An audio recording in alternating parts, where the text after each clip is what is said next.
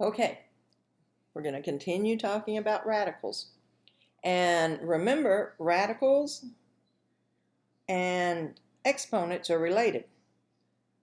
The square root of 4 is 2 because 2 squared is 4. Not only are they related, radicals are exponents. They're just fractional exponents. So look right here.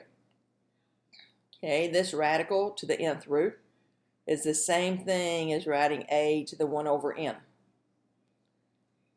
Okay, so I don't really like the way they've written this here, but, whoops, let me get my pen, sorry. So I'm going to change that a little bit, and I'm going to say, let's think about this. So, okay. And remember last time we mentioned this, that this is the same thing. Okay, doesn't matter if my exponent's inside or out, as long as there's no plus or minus signs. Okay, then I can change these to exponential form by writing it as a fractional exponent. Okay, and the one that's higher stays on top in the numerator, and the one that's lower is the denominator. So notice that's just like saying, hey, this has a, if there's not an exponent written, it's a 1. That's why it's 1 over n, right? 1 over n. Now I know this looks like, hey, those are the same height, but really if we were writing this, we'd write that n down in there, and then the 1 up here, right? Okay, so this section is mostly just going back and forth from exponent form to radical form, exponent form to radical form. So pay attention to what it's asking you to do once again.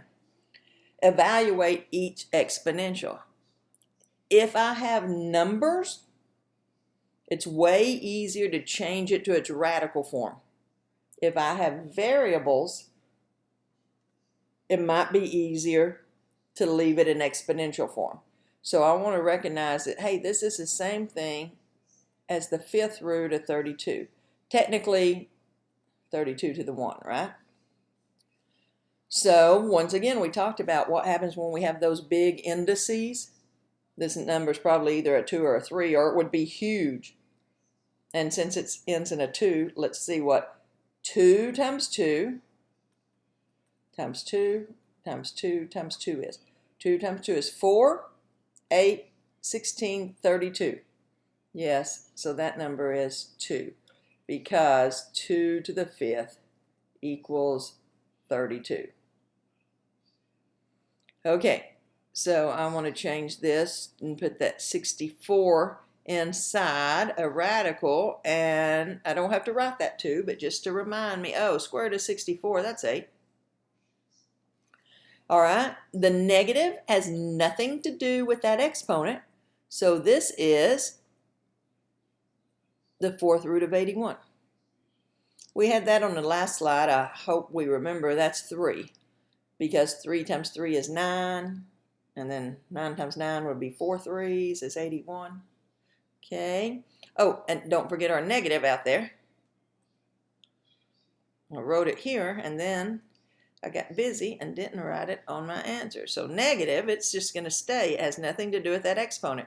This one does. This one doesn't. So negative, figure out what the 4th root of 81 is. Okay, now this one would mean that negative is inside, because it's in parentheses. It would mean it's inside here. And because I got a negative with an even root, not a real number.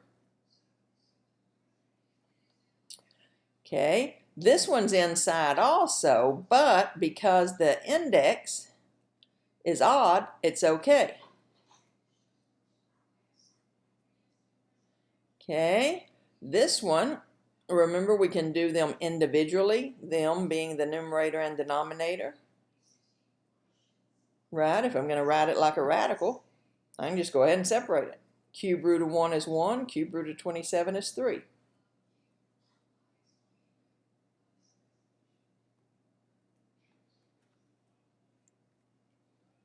Okay.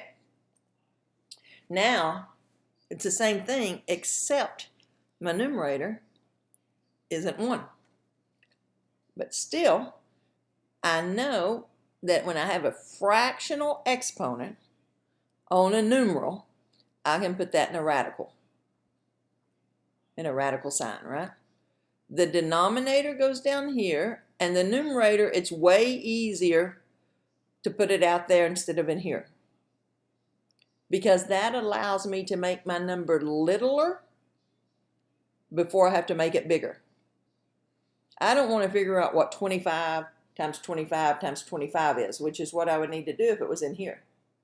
And then not much less find the square root of that number. But here, I can do the square root of 25 part first, and then the exponent.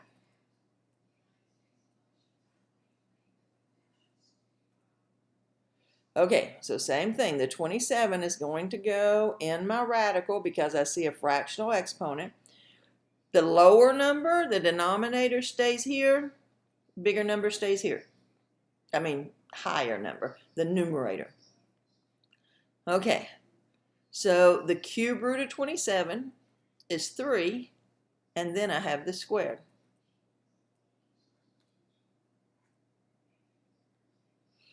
Does this negative go inside or outside my radical? You're right, outside. If it went inside, it'd look like this. The exponent would be on parentheses, meaning everything is applied to this radical. Negative has nothing to do with that radical. All right, so the 16 goes inside. The 2 is here. The 3 is here. So I still have the negative. Square root of 16 is 4, and then cubed. So I still have the negative, and then 4 cubed is 64. Now this one, that negative goes inside because it's in parentheses, right? The 3 goes here, and the 2 here. Now, I can do a cube root of a negative number. It just means my answer is negative, but the whole answer is going to be negative. Negative 4 squared, which is positive 16. Okay, once again, that whole negative goes inside. The 2 down here and the 3 here. What's the square root of negative 36? I hope you said it's not a real number.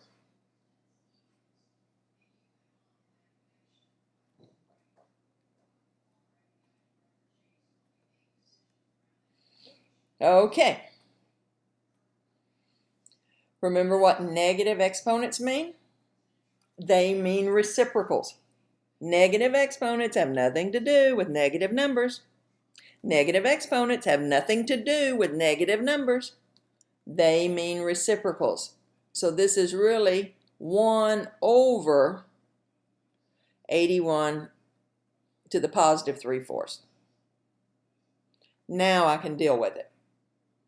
Cannot deal with it when it's a negative exponent. So that's 1 over, because it's a fractional exponent, I can change it to its radical form, where the 4 goes here and the 3 goes here.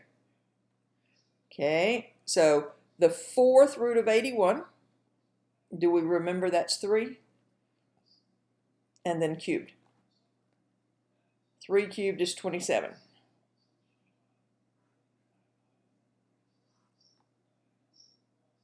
Okay, same thing, negative exponents. Right, have nothing to do with negative numbers.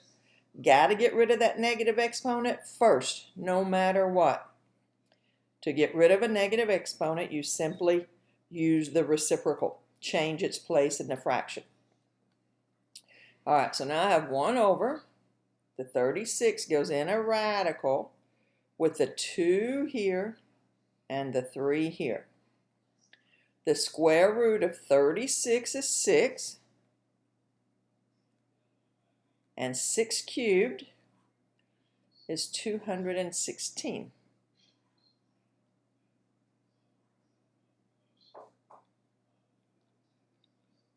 Okay. Negative exponents means reciprocals. So I can make this 25 over 64 to the positive 3/2. Which means, hey, I can put the 25 and the 64 and their own radicals with the 2 down here and the 3 up here. Square root of 25 is 5. And then don't forget the cube. Square root of 64 is 8. And then don't forget the cube. 5 cubed is 125. 8 cubed is 512.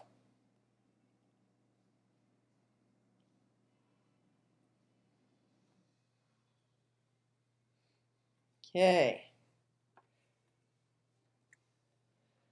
Okay, write each exponential as a radical. Assume that all variables represent positive real numbers, so we don't have to worry about negatives in the variables. And all it's doing is saying write it as a radical. It's not saying evaluate it or anything, just write it in its radical form from its exponential form. So we just did that to evaluate all those we could. So this one looks like that. I could put the 2 there, but it doesn't need it if it's a square root, right? And I also don't need the 1 up there. Okay. So the 11 goes inside, the 4 goes here, and the 3 goes up here if I'm evaluating. Your MyLabs Plus, if you're just writing it like this, might want you to put it inside. I don't know, because I can't do the 4th root of 11. So I can't do this any further until later, right? Okay, this 14 has nothing to do with that exponent. It's outside. The 14 has nothing to do with the exponent.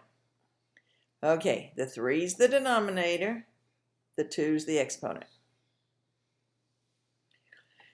Plus or minus, be careful. I just got to do these individually. Excuse me. The 5 has nothing to do with the exponent. This 5 goes here.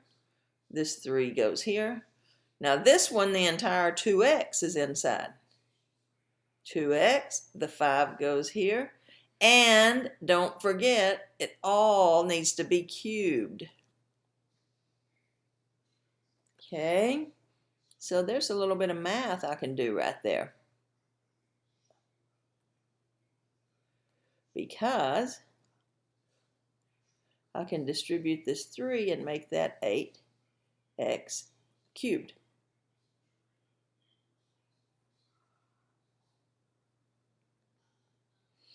Okay, negative exponents mean reciprocals, so I gotta get rid of them first. Which means this is 1 over the cube root, that's x to the 5/7. The 7 goes in here, the 5 goes here.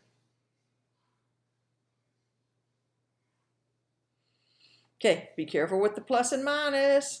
This whole thing, though, is raised to that 1/3 power. So this whole thing goes in a cube root. And if that was anything other than 1, I would need parentheses around that in my exponent. But since there's a 1, I don't have to put the 1, so I don't really need that in parentheses. This is a grouping symbol all by itself. It's not really wrong to have the parentheses, but I don't need them. Now, if it was 2/3, I would have to have parentheses around there with a square on them.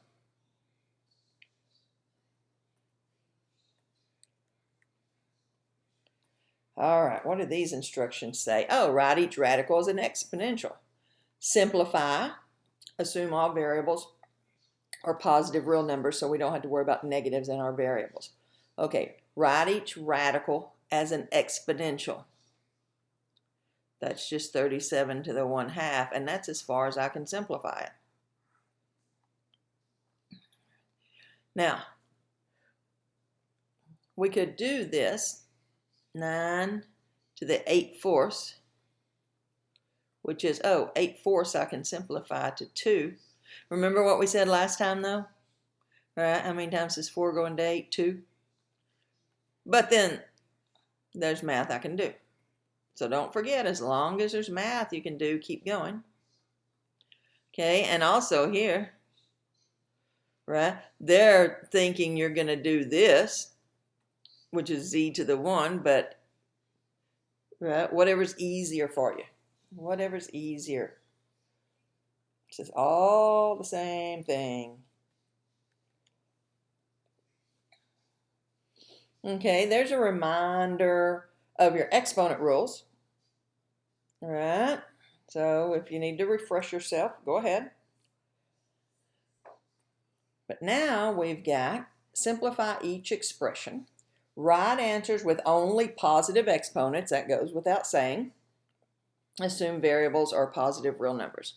So these have the same base. I can't do the square root of 3, and I can't do the cube root of 3.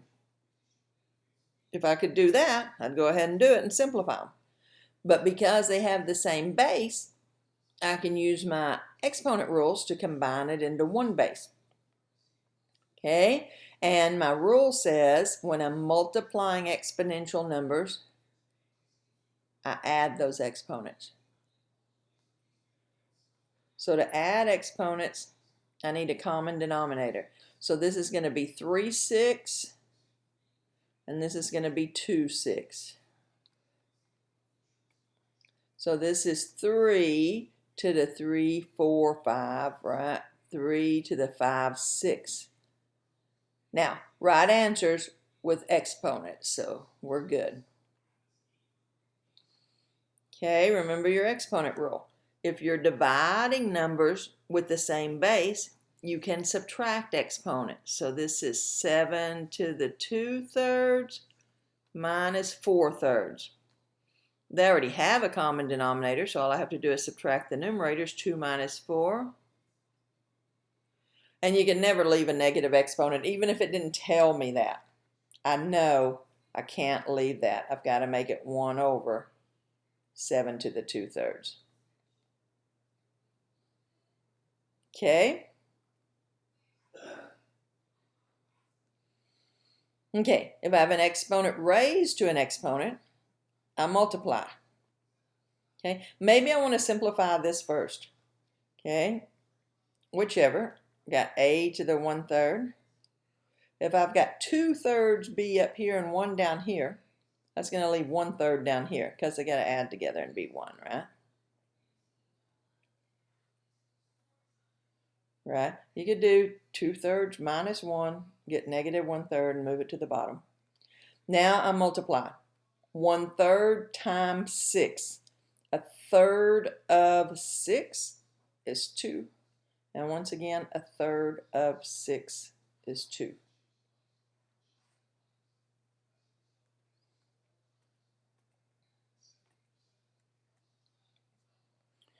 Okay, let's simplify inside. So a cubed, but that b has a negative exponent, so it's going in the denominator. This a has a negative exponent, so it's going in the numerator.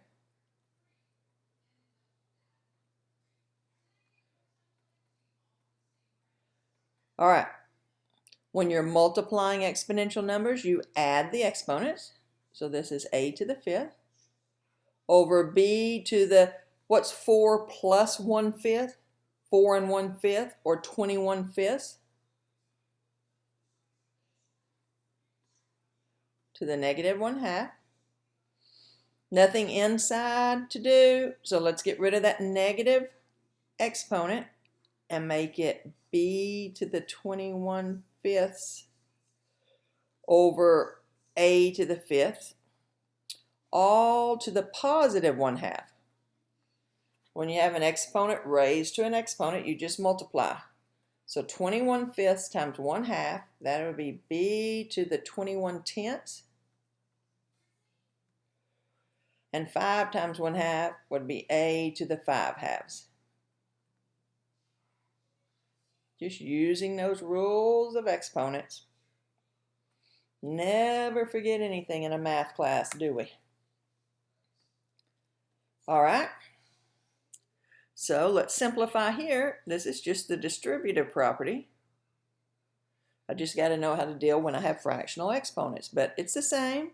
It's just fractions. Okay, so if I'm multiplying two numbers with the same base, I add the exponents. So 2/5 plus 3/5, they already got a common denominator, so 2 plus 3 is 5/5. Okay, they have the same base, so you just add the exponents. They already have a common denominator, so 2 plus 8 is 10/5, which is r to the 1. I don't have to put it if it's a 1, plus r squared.